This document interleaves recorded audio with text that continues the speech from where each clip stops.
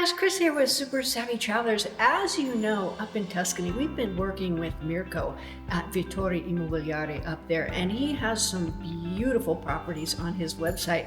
So we found this one that we were actually looking at before we moved up there. We were looking at this one for ourselves because there's a huge terrace and the views are just spectacular. It's in Abbadia, which is just really 10 minutes from Montepulciano.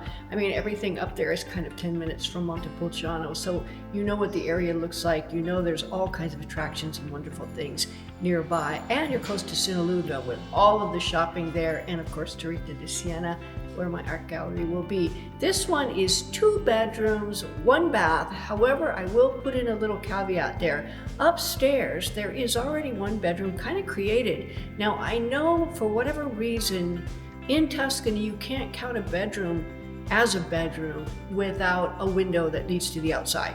I don't know why that is. It just seems to be in Tuscany, that's the situation.